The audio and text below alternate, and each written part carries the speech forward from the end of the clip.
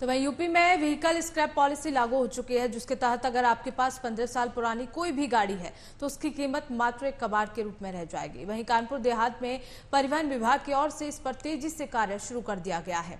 साथ ही लोगों को इस पॉलिसी के विषय में जागरूक करने का काम शुरू कर दिया गया।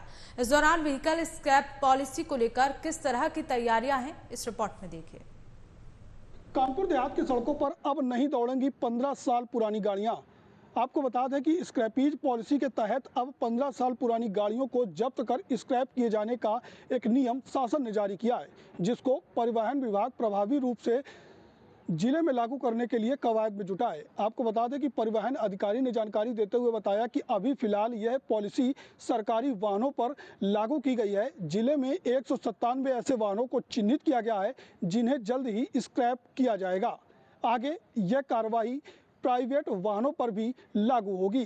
परिवहन विभाग के अधिकारियों ने साफ शब्दों में बताया है कि इस पॉलिसी का महत्व तो सिर्फ प्रदूषण मुक्त वातावरण देना है, क्योंकि पुरानी गाड़ियां लगातार प्रदूषण को फैलाने का काम करती हैं। अब देखना यह होगा कि इस पॉलिसी को कानपुर देहात में कितना प्रभावी रूप से लागू किया जाता है। सरकार ने पुरानी गाड़ियों को जो सड़क पर प्रदूषण फैलाती हैं उनको सड़क से हटाने के लिए एक पॉलिसी बनाई है, जिसको स्क्रैप पॉलिसी के नाम से कहा गया है। तो पहले चरण में 31 मार्च तक जितने सरकारी वाहन थे प्रदेश में जो 15 साल पूरा कर चुके थे उनको हटाने की पॉलिसी बनाई गई है। तो अभी 31 मार्च पूरा हो गया है, वो सभी सरकारी वाहन सड़क से हटा दिए जाएंगे और उनको स्क्रैप पॉलिसी के तहत उनको कबाड़ कर दिया जाएगा। कितनी ऐसी गाड़ी है जिनको चिन्हित किया गया है स्क्रैप पॉलिसी के तहत? अब इस कानपुर देहात जनपद में 197 वाहन हैं जो मतलब विभिन्न विभागों के नाम पंजीकृत हैं और दूसरे जनपदों में भी चल रही हैं।